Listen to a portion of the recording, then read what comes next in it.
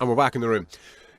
You mentioned something, Podge, there, which again kind of sprung a load of things into my head. And you mentioned about how people can be too kind of focused on detail and not be focused enough on the more fundamental foundational aspects. And you said if you're the type of person who's watching the news and you want to know if it's raining in Wexford or whatever, and just when you said raining in Wexford or whatever way you phrased it, you maybe think of something that was in my mind over the last day or two. And it's in relation to watching the weather. And recently in Ireland, it snowed a little bit. And I was watching the news last night, man. Oh my fucking god. Status orange warnings. So funny, man. I mean, if you were from another planet and you just sat down, you would think that this white stuff was fucking toxic. Because it's like, it was incredible. It snowed. That's all that happened. It just snowed. There was no fucking beast from the east or any madness. There was fucking 5 centimetres of snow around the country. That's all that happened. It just snowed. Happens all the fucking time. Happens practically every year. Just a bit of snow. Nothing to worry about. But it was treacherous driving conditions and estimates between 5 and 10 centimetres of snow. And it was just so fucking dramatised. It was incredible. And it just got me thinking about the weather. And, you know, the isobars and all these little fucking triangles and semicircles and areas of high pressure and areas of low pressure. That's all a load of detail. But I don't know what any of those isobars or high or low pressure mean. I would argue that 99% of people who've been watching the news every day of the week and looking at these things don't know what it means either. But there's something there. There's something about paying attention to the detail at the cost of understanding weather patterns. Like, a week ago, it was apparent because of the fucking meteorological surveys or the fucking satellite data or whatever the fuck it was, that we were going to get an influx of Siberian air and we were going to be blanketed in fucking snow. That's what was thought, let's say, 2 weeks ago. And there was a warning that in a week's time or so, we could get fucking pretty savage snowfall, lads. Watch out, be careful, okay? Fair enough. It's coming from the east, okay? So it has to cover England before it gets to Ireland, okay? England didn't get a huge, big, mad blizzard, but yet we were still on red alert for it hitting Ireland, even though it has to pass through England before it gets it. Do you know that kind of way? So England are going to get it, and then we're going to get the tail end of it after England get it. England barely got it, and we're still shitting ourselves. Waiting for it, but it's because it's on the fucking, you know, it's... We had all the indicators. Exactly, but I mean, if you... But see, that's the other thing. If you actually taught people how to understand weather, you lessen their need to pay attention to the weather every day. Do you know that kind of way? So by keeping people with the illusion that they're informed, they need to keep coming back for that illusion. Do you know that kind of way? So you spoon feed people bits of information endlessly, and you leave them with the impression that they're informed, whilst not educating them at all. So they need to keep coming back. It's fucking gas. It's mad. I feel like the more, I don't know, I don't like calling people enlightened or not enlightened or using them dichotomies, but I look at someone like Wim Hof, it's like, does he give a fuck whether it's raining or snow? And he's going to be out in his jocks climbing up fucking Mount Everest anyway, so it's irrelevant, like, it's besides the point, like, altogether. Now look, there's day-to-day stuff, fucking, okay, if it's snowing tomorrow, it'd be good to know in advance, because you might get up 10 minutes early and fucking heat the car up or whatever, but I mean, it's not like we're fucking trying to walk from Navan to Cork with a herd of cattle like we were doing 70, 80 years ago. It's not going to have a major impact on your day. Not really. Not unless, you know, something extreme happens. But it seems like we love a bit of panic. We love some panic. No, absolutely. But the thing that killed me about the news that I watched last night and the weather on the news was that it was here. We were in the middle of it. So they were warning us daily about this big thing that was coming. And it came. It wasn't anything like that they were fucking talking it was going to be. but they were still in, it's, you know, watch Status out, orange. fucking, don't, no unnecessary journeys, you know, stay at home. You're already in a lockdown. You can't have an unnecessary journey. Exactly, like. Doubly don't.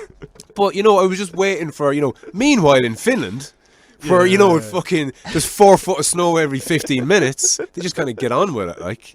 It's, I don't know, it's just weird. Yeah. And, but it's what's weird, and the saddest thing is how, I suppose, how obvious it is to me, and apparently to you, but not necessarily fucking everybody. And I think for one reason or another, we've been privileged enough to have the time to, I suppose, organise our own fucking minds. You know, that kind of way I get our head around. Like, because we were born with an interest in philosophical musings. Do you know that kind of way? And if we weren't born with it, we picked it up along the way. Not everybody has that. Yeah, and even just having access. I mean, like, fucking, if you're relying on Navan Library, for example, for your information, there's only so far you're going to go. That's not to shit on the library, but I mean, compared to having digital access to nearly anything you can imagine, there's a huge difference there. So just access to information is so much greater than whatever 10, 20, 30 years ago. You know, you can just think of any book, and it's probably, especially if it's an older book, you're going to have an audio copy that you can listen to at the click of a button. But 20 years ago, you're looking for some kind of obscure philosophical book by someone from the 19th century, good luck with that one. Like, even if you're going up to whatever specialised libraries in Dublin and colleges or that, you might have some hope. But I mean, it wasn't at the click of a button. It's insane. But there was a big upside to that, I think, because there was a lot greater value on that information. Mm-hmm. Do you know that kind of way? Like, if you had an idea in your head and you wanted to read a book about this idea that was going to help you, you might have to wait a week before, or 2 or 3 or a month, or fucking 6 months before you got a copy of it. So then when you had it, like, you'd fucking read that thing cover to cover 20 times, like, and you value it, and it, you know, you wouldn't, like, these days information is so plentiful and so readily available that a thought enters my head and I can just download an article about it. And I read that and I download an article about something else, and then I download an article about something else, and then all of a sudden you're not paying attention to who wrote this. Do you know that kind of way? And it's just more. You started off with a fucking an Irish Times article, and a 45-minute rabbit hole later you're on a Reddit forum listening to some dude who does or doesn't know what he's talking about. Do you know that kind of way? But your overall recollection is, I was reading, I think it was the Times, and this guy was going on about the flat Earth, like, do you know? But if you big time. So these days, the downside of it being so available is that I can cherry pick from 101 different places, and that's all information. There's less foundation in that. But back in the day, like, if you were ordering a book back in the day, it was going to take ages to come, and you're only going to be able to afford one of them. So you're very fucking choosy on what you got. Yes. Now, you know, it's just next. Yeah. And as you so wisely put it before, your mind is overfed and undernourished. Information. I find myself a bit of an information junkie. Like, sometimes I'm just reading for the sake of reading. There's no real context or background, and I'm left feeling like that might as well have just been the news, because I don't have really the required context to actually fully understand that. So it's just kind of information for information's sake. Which does nothing but cloud your thinking as opposed to clarify it. For sure. But I like the idea then as well of, I think it's something again Dan Carlin said, that because he was one of the first people to start podcasts, and he was coming from a background of doing radio shows, but he could see the internet was just basically a new thing, and he was kind of one of the early adopters, and he was saying to the people he was trying to pitch to get backing for his podcast and that, people didn't really get it, but he was saying quantity has a quality all of its own, which we can see now, like how valuable just having endless amounts of anything. It can be absolute shite, but just there's lots of it, you can make money off that. So yeah, it's interesting, the idea that quantity has a quality all of its own. So it would seem that the more you have of something, the less valuable it gets, but I don't know, it's not completely true when it comes to the internet. Well, in relation to concretizing my own worldview, like having a mountain of material. So let's say if I think I said this in an episode or two ago, if I was running for some form of public office, like if somebody is questioning whether or not I am doing something because of this reason or that reason, or let's say I get accused of being a racist for something that I say that's deemed to be racist, whatever, I can point them to hundreds and hundreds of hours of me speaking completely freely and open about such issues. So if I had something to hide, that wouldn't be it'd the best be way in there. of So doing it. is there an element of are we talking about two completely different things there, or is there crossover in relation to a quantity of thing, a vast quantity of things being valuable as opposed to just... same idea, yeah, for sure. I think then when you kind of broaden it out again, it's something like data mining. We can see how valuable that is, or how powerful that is, social engineering, or whatever your motivations might be for mining data. But it could be data on anything, but just once you have enough of it, there's a way of making that qualitative and quantifying something. There's ways of making it powerful, turning it into a tool. Yeah, no, very much so. And again, as I was saying to you before, I'm writing a book. Now, it's not strictly for publication. Not that I wouldn't publish it if I fucking could or whatever else, or if I thought I warranted it. But first and foremost, I want to write the fucking thing, and I worry about what I do with it kind of after the fact. But what I found is I wrote the 10 or so chapters. I've put a couple of bullet points under each kind of heading, so I'm fleshing out what is going to be in each chapter without making any effort of writing it per se. Because everything that I need to put in this book is already in my head. I don't need new information. I've got plenty up there. Yeah. And the idea of writing the book is to take the billions of data points that are in my fucking brain and condense them down into what will essentially be my worldview. Excellent. And would that come across in kind of narrative format, like a story, start, middle, and end, sort of fictional? No, it's funny. It's funny you say that, because most productions have what's called a 3-part structure in it. So there's setup, conflict, and resolution. Now there can be 5, but it's within it could be 10, but within the 10, it's set up, fucking conflict, and resolution. So what I'm tying with is doing that not across the book, but within each chapter. Oh wow, right, yeah. But the idea being that, let's say there's 10 chapters. Before the first chapter there'll be an intro, and at the end of the last after the end of the last chapter there'll be like an outro or a summary. So the idea at the start is to lay out the problem. The 10 chapters is discussing that problem and fleshing that out, and then the outro is essentially the kind of the resolution. But within each chapter, it'll start with the setup, it'll go into the conflict, and then there'll be a bit of resolution per chapter. Okay, similar to the podcast, this format. It's exactly it's identical. It's identical to the podcast. The series that we're doing. Think about what you're going to say. You have time to think about what you're going to say, or not. Compared to the podcast, like we're thinking out loud here. With the book, you'll have fucking, you can work out your thoughts. Oh, without a doubt. But do you see the beauty of the chapters and the book is, so I have 10 chapters, say, and I have maybe 10 or 15 bullet points underneath each chapter heading.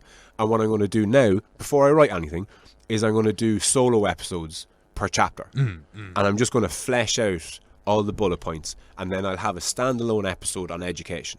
It won't be finished by any stretch of the imagination, but then I'll do the next chapter as, let's say, business, and I have my chapter title, which is business. I have my 10 bullet points, and I'll just talk like we're talking now about what I've written down. That'll go on for an hour, and then I'll have the business episode, and I'll upload that. Excellent. So I'll upload the 10 chapters, so it'll essentially be an audio book before it's a written book. Cool. But the audio book will very much be a first draft. Yes. So I'll rewrite. I'll actually, no, so I have, for each chapter, I have the heading and 10 bullet points.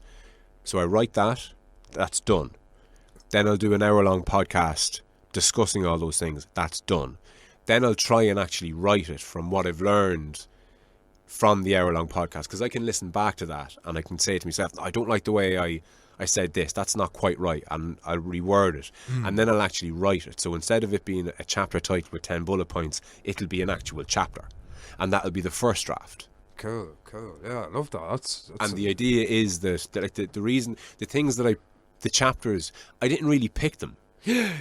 I needed to organise my mind, so I've organised them into categories. Yeah, and those categories are chapters. Yeah. So education is a big one for me. So I'll see if I can rhyme off the chapters. It's education, business, religion. What the fuck else are the other ones? Education, business, religion. I can't think of any more, but let's say we'll just pick those three. So religion, you're obviously going to bring in spirituality, and you're going to bring in the fact that our spirituality has essentially been hijacked by religion, and it's been corporatized. So you have like the Catholic Church, for example, is literally an organization. Yeah, it's not a belief system anymore. It's a fucking company. Yeah. And that company element ties into the business chapter. So all the chapters are inextricably linked. Excellent. But the whole purpose and point of all of this is so that I know what my own fucking worldview is. Yeah. No, I'm mining my own data. Yeah. I'm taking a leaf out of the fucking tech company. Yeah. But you know what I mean? So it's kind of pursuit of self-understanding fundamentally. Again, Yeah, like I think so. bedrock philosophy. So the idea being that, let's say in 6 months' time, when I have the book, essentially, I was going to say the book finished, when I have the first draft finished. Okay, so the first draft of the book is finished, right? And maybe there's a second draft next year. And ideally, there'd be 5 drafts within the first 2 years, 2 drafts in the subsequent 10 years, and then your final draft in 15 years' time will be basically your worldview. Wow, yeah. Do you know that kind of way? It'd be interesting, especially over kind of chronologically, like over time, how things will kind of shift and change. Like I'm sure the conversation me and you have now will be somewhat different. Yes, but in an effort to write the chapters, I'm not putting in any detail. Yes. Everything's broad sweeping generalization. It's the whole purpose of it is, as you call it, it's philosophical bedrock. That might be the fucking name of it. I might name the book Philosophical Bedrock. Counter compliance was another name that I'm tying with. Because my whole shtick, the whole off the lead thing, is that, you know, my hypothesis is that we've essentially domesticated ourselves. Do you know that kind of way where we've been bred to consume? That's another possible title, bred to consume. The way I see it, we're milking ourselves for our finances. That's what we've done. And I want to push back against that as best I can, and that's what the whole off the lead thing has always been about and continues to be about. Yes. But I've gotten to the stage now whereby I need to put my worldview kind of behind me. I need to say, this is it. Yeah, this is my worldview. So that no matter what topic I'm talking about, so I'm talking to a Swahilian about fucking turnips and how he sells them in the market or whatever. It doesn't matter how weird or out of the ordinary. You have your worldview already, and you have it well known, so you can have it's giving me hopefully will give me the ability to have a somewhat instantaneous, well thought out opinion. I know that kind of sounds counterintuitive, you know, a well thought out of instant opinion. Of a pre-decided opinion. But just so you know your own prejudices, you're aware of your own standpoints, that all the underlying, all the philosophical, but like it'd nearly be worth writing a chapter called Philosophical Bedrock, and in the chapter it's just different ways of phrasing philosophical bedrock. Because that's the real nuts and bolts of it. That's the foundation. Yeah, what kind of percolates into everything else. Like it affects everything you do. What's foundational? Is axioms? Is that what axioms are? An axiom, yeah. Or your presuppositions. Yeah, They're- I suppose they're an all- axiom is a they're bunch of suppositions. Sorry? An axiom, I guess, is a bunch of suppositions together. So, Okay. Yeah, I think so. Anyway. But it's getting all that together, and that's the goal. That's what I'm all about at the minute. But you see, the beauty of it is, if you want to, so it's 10 chapters, so it's a book. But each episode is also a podcast, a standalone podcast.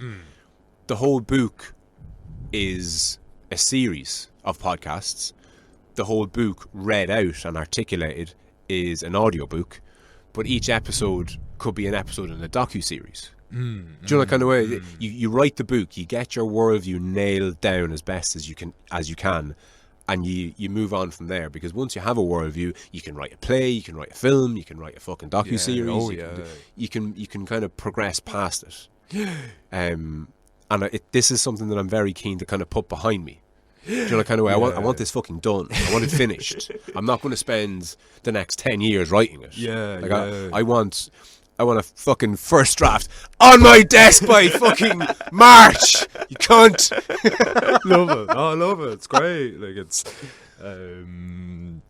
certainly a fucking great way of organising what's inside your head. Like, it's a mess. Yeah. It's a fucking mess, Same. man. It's a fucking mess. Don't get me wrong. I don't mean that in a bad way, but it's like I've got all the contents of a museum, say, but nothing's in its place. Do you know that kind of way? It's just all under a big sheet. Yeah, there's And cobwebs. don't get me wrong, it's great to have it. Yeah. But how much better would it be if it was all divided out into its sections, so you could walk around it, so that there was an entrance point and an exit point, and there was at each glass cage there was a little subheading of these are mammals and these are reptiles and these just to organise it, Curate your brain.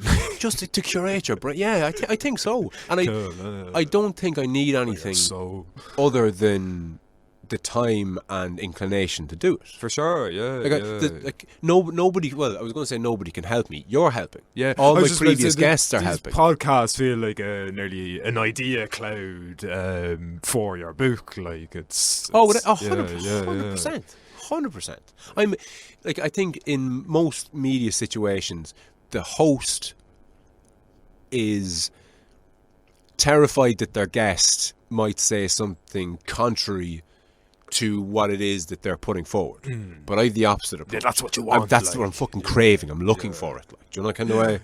And it's hard to find people, A, that are interested in these things, but B, out of the pool of people who are interested in these things, there's such a self-imposed limit to who'll commit to it, basically. I'm not short on people who'll do it off the record. And there's merit in that from my own point of view. But I don't know, when you put a mic in front of someone, there's a difference. It's that constraint thing. It is the constraint thing. Because when we're talking and there's no mics, stop listening to each other. Well, you can just fucking say any old shite, and it doesn't really matter. You stick a mic in front of someone and say it's going on the internet forever. It's like, oh Jesus. Yeah. Try and be a bit more careful. But that's the thing. That's the thing. Like, people try and be more careful, and that's not a good thing. You want people fucking speaking freely, like.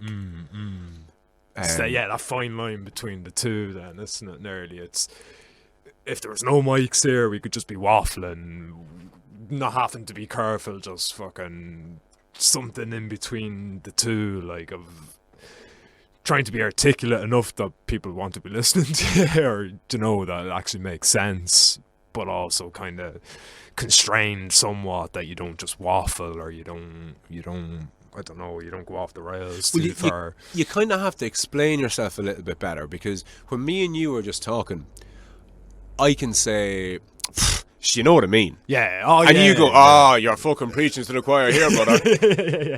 And somebody listening is going, what the fuck are these two dopes on about? Inside I joke, don't know what you're talking about. Wouldn't get it. But the weird thing about that is when we do that to each other, it's a disservice. Like, it's all implied. It's all implied. We could be thinking two very different things. Yes. Then as well. Now we know each other relatively well, so we would have we're going to have a 95% accuracy in what we think the other person is trying to get across. Yes. But when you're uploading it to the internet, Yeah. it's like you have to make it explicit. Yeah. And and that's the thing about writing the chapters in the book. You're making it explicit. Like, I mean, you have to. It has to be coherent. It has to make sense. Do you know that kind of way? And it just, I know you're putting yourself. Like, I'd imagine getting to a point whereby you've finished the second or third draft of your book. You've fucking nailed it. You know your own worldview inside out as close as is possible. Try and catch me out. Yeah. Like, I'd stand up, like, once that point comes, like, I'd probably do it now, but once I've finished the actual fucking writing of it and the whole thing is clear in my mind as it can be, scrutinise me. Yeah, I could be fucking Taoiseach or King of the World or whatever it is, and I'll talk to anybody in any instance about anything because I fucking know my own mind. I know what I'm about. Time for a large dose of psychedelics at that stage. Yeah, well, there you go. Yeah, Fuck. I need to write a new book. But exactly, 100%. And the more educated people in relation to psychedelics who are listening are going to fucking get that. And like, people who aren't sure of psychedelics aren't really. That's an in-joke, but it's a fucking. It's 100%. I love that. Like, I really do love that. As soon as you have any kind of confidence in a paragraph of one of your chapters, nice big dose of psilocybin, and we'll fucking see what's up. You're gonna need a lot of mushrooms. And on that note, time for episode fucking 8, brother. Fucking hell.